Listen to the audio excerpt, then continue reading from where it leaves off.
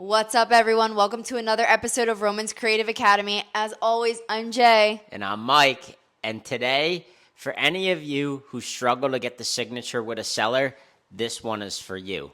We're doing something a little bit special on this one. And we want you to keep watching because today we're going to be giving you guys a live call of me walking through a deal and walking through the paperwork with a seller and them signing it before we hop off the phone call. And you're going to see exactly what I say, how I say it, and how to do it. Mike was able to lock up a no money down to the seller deal. So if you're struggling, keep watching and let us know what you think in the comments. Keep going. Just let me know when you have it open, brother, and then I'll go through. Yep, I got it. Cool. Yep, I got it. Awesome, man. So just starting up at the top, right? Obviously, I'm the buyer. That's my actual business name, me and Jay, my fiance. And then obviously, you guys are the seller. I just went on, I always go on the county website and see exactly how the county has your guys' names. So I know that they had assuming that's her maiden name on there as well. So I just put it exactly how they had it. Yep. The home is in Allegheny County. The address is obviously coming down to section 1, guys. This is just everything we talked about in terms of numbers, right?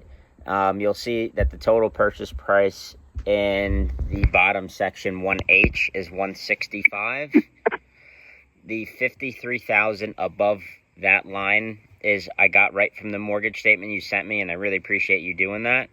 And then above that is the $111,000 and change that we'll owe you, and we'll be paying $150 towards over the next 15 years.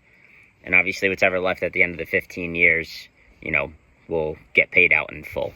And I can always give you that number as soon as we hop off the call. Section 2A is blank because that's if I was going to the bank to get a new loan, which we're not doing here. Section 2B is everything that we had talked about in terms of the numbers, right?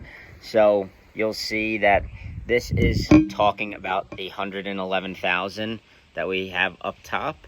So it is going to be payable at $150 per month for 15 years.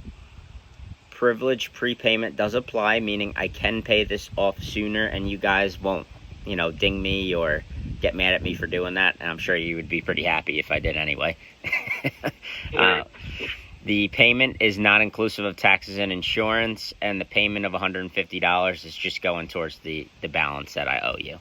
Are you guys on your computer or on your phone? Only reason I ask is I know that okay, I know it's kind of tiny on your phone. So if I have to slow down, just let me know.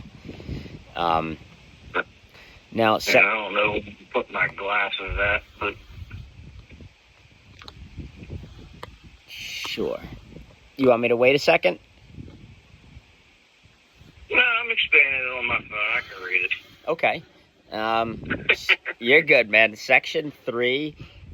This is all basic stuff too. It's nothing crazy. Section 3, it's just stating that I'm going to be paying all the closing costs of the sale. So, all the taxes, the transfer tax, title fees, attorney fees, all that stuff. Section 4 is blank because you guys are not responsible for anything there. Section 5, payment of expenses. It's just stating that if either I fail to perform to close on the house or you guys do, depending on if one of us breaches the contract, whoever obviously breaches the paperwork will be responsible to pay any title fees, stuff like that. But I think we're on the pretty much same page. We're going to work to get this done together. So, prorations. So, if you guys aren't familiar what that means, it's basically stating that, the taxes, insurance policy, if we close halfway through the month and you guys have collected rent from the tenant if she pays, right? We would just prorate it based on the amount of days you have used in the year or in that month. That's all. Section 7, typically it takes about anywhere from 3 to 4 weeks to get everything back from the title company and from the county to make sure that we're good to go. So that's why I put 30 days. The only thing I will say is this, guys, with the title company and in Allegheny County typically requires what we call a dye test. And they typically have to enter the home. I just want to make sure that I guess there would be some sort of ability to communicate with the tenant. And even if you guys wanted me to do so, I can always do that. But we probably wouldn't be able to close unless the tenant is willing to let us in. If for some reason she is being difficult, we're going to have to put the three of our heads together and figure out maybe a way on how we can potentially get her out. And then it may prolong closing a little bit, but at least if we get her out, we don't have to jump through multiple headaches of even just getting the city in there to do some inspections and stuff. You know what I'm saying? So, like I said, I'm here willing to work with you guys no matter what we got to do. We're going to get it done. But I'm just being as real and transparent with you as possible, understanding that tenants can be a real pain in the ass. So sometimes we got to get a little outside the box. That's all. The survey, we're not doing a land survey. This isn't in the city. You know, if it was like a rural farm with like hundreds of acres, maybe, but it doesn't make sense to do a survey. Section 9, wood destroying organisms. I'm buying the house as is, so it doesn't really matter. We're not looking for that stuff. I'm not going to be doing any termite inspections or things of that nature. Section 10, the only reason that I have the closing date very far out is in the case the tenant gives us a lot of problems. You can see that it says we can close on or before 11/29 of 2024. Obviously, if we can close way before then, we will. But if for some reason there's a hang up, just know that I'm here. I'm going to wait it out with you. It's not a problem. Section 11, loss or damage. This is, God forbid, the property goes on fire, a tree falls through the roof, right? Things where you'd probably just want to call your insurance company instead of selling to me at that point. It's basically just saying, hey, we advise you to just call the insurance and, we can shake hands and you guys can collect the check. That's all. Section 12, we understand that there's somebody in the home. We just ask that at least somewhat of what the condition is right now is kind of what we'll get it to be in the future. Obviously, unless the tenant does some crazy stuff, blah, blah, blah, whatever, right? When there's a tenant involved, it's a little bit different. Now, in terms of the one question I did have for you guys, too, is, I guess, communication with your tenant right now. It sounds like it's kind of slim to none. But is there a way for either you guys or for me to send somebody over so I can get like pictures and videos? Or is that not a possibility? I mean, if you give me 24 hours, she has to let us in within 24-hour notice. She knows this. Okay. So I can always meet the person there. Okay. Yeah, I definitely, we can abide by the lease. That's absolutely no problem. I just wanted to make sure that, she's not going to deny you guys or somebody we send over to get in. That's all. Yeah, I was actually going to send her a message today saying I need to enter the property anyway to do maintenance on the furnace. Yeah, so why don't we do it that same day if we can? So I was going to... I mean, if you guys are going over, if you would, just so there's not a ton of people in the house, like, because if it's just another body that's going to be in there, that's obviously she doesn't know. If you guys wouldn't mind just taking pictures of all the rooms and the basement, furnace, electric panel, like obviously just so I really know what the house looks like, that would be amazing. That'd be really, really helpful. So yeah, I was actually going to go Tuesday, send her a notice today, give her 48-hour notice that I need to get in there to do maintenance on the change the filter furnace and stuff like that. Cool. and I was actually probably going to serve her with an eviction notice at that point as well. Okay. I will say this, guys. I would prefer and love to buy the house without her in there. I don't want you guys to go through a massive headache, but if we can work together to get her out before closing, that would really be amazing. And I'm willing to kind of put our heads together to do that too. So Yeah. if that's okay with you guys and you're comfortable with that, I would prefer that. So I'm actually going to tell her I needed to do the furnace check and I need to get pictures of the inside for insurance reasons. cool. Our insurance company since we rented. So that's how I'm going to get around that Cool. with her. If she answers, I mean, even if she doesn't, I'm still entering the property Yeah, because we have that right to as exactly, as the owners. landlords, I guess, so Yep. as the owner. So that was my game plan with that. Okay, Uh, cool. All right. Yeah, keep me posted on that. If you need any help, if you need any advice, you know where you call me, brother, because I've been through this before, both of you guys. So, yeah, I know how it goes, my man. So, yeah. other than that, guys, do you have any questions for me? This is everything we talked about. It's really just on paper, so we both know.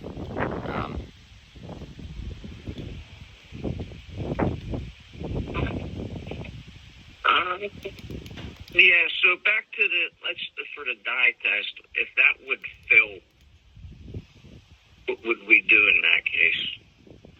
It just depends. Like, typically, so when you guys bought the house, you had to do a dye test. Basically, what the dye test is doing and what they're seeing is two things. One, they're just making sure that basically, like, the toilets aren't connected to the rainwater downspouts outside.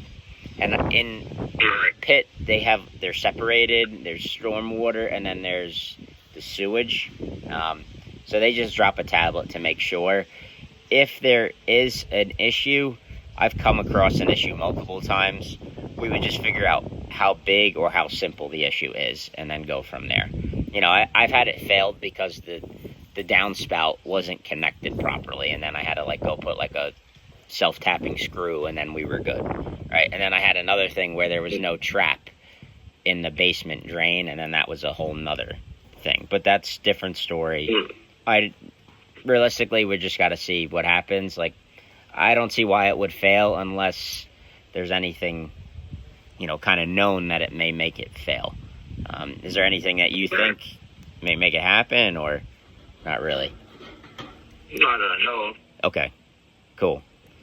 I think we should be good then, man. I'm not really too concerned about it. Push comes to shove, we'll figure it out together.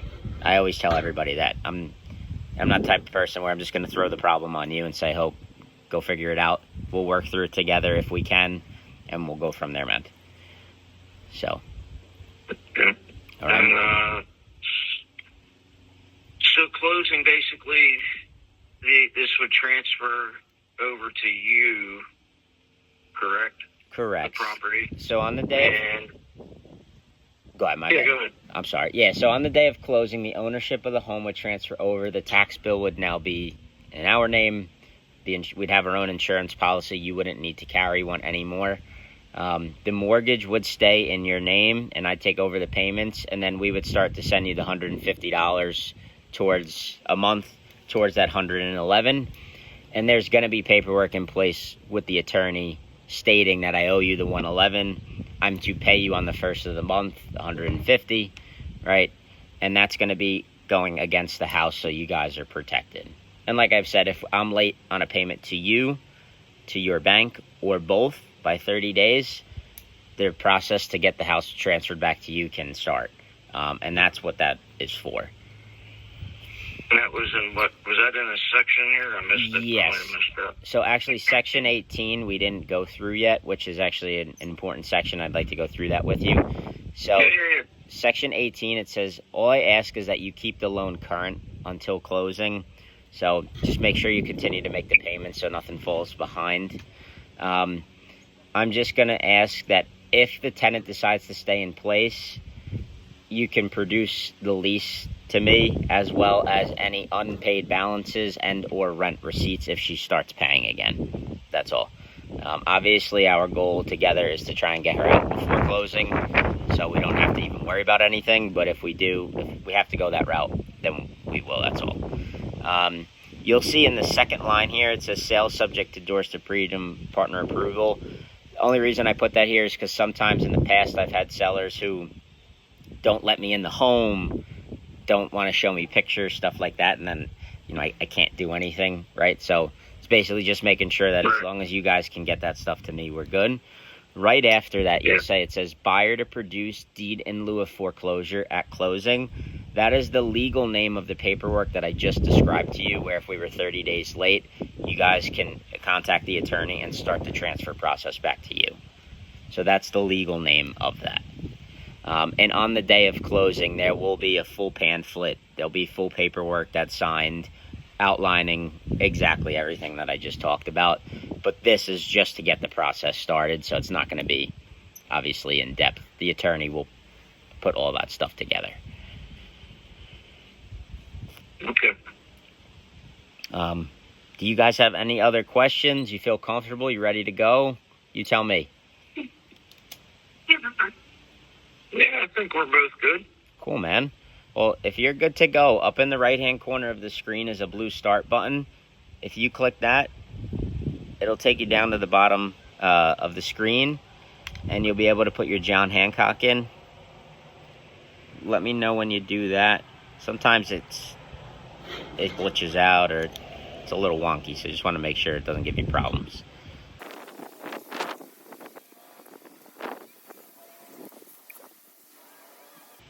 Okay. Once you Just click finish. Yep, if you click finish, there may be one more button that says tap to sign after you hit finish.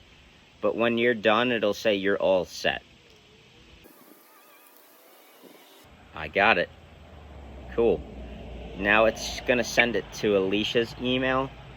So Alicia, just make sure that you receive it on your end, and we'll just go walk through it together, just to make sure that there's no issues on your end too. Okay. I'm going to hit start. Yep, so if you Then hit... tap the push button. Yep, exactly. Okay, there you go. Let me... Mine should have gone through. Cool. Let's see. Just waiting for it to hit my end. It says you're... There we go. I got it, guys. Well, first and foremost, congrats. I'm really excited to be working with you. I know, Jeremiah, we've been talking for some time now, so I'm excited to get this thing done. You let me know if you need any advice, if you need any help in terms of the tenant, stuff like that. I guess I'll just wait for everything to come over, Tuesday, the pictures and stuff like that. That would be really, really helpful. If you could just take big, clear shots of everything. And then from there, I'm going to start to get the attorney involved. And we'll just keep each other updated along the way. Does that sound good? Sounds good. All right, guys. Have a great Sunday. Like I said, if you need anything, just give me a call, okay? All right, thanks. Sounds good. Thank you. All right, guys. Have a good one. You too. Bye-bye. Bye-bye. Boom.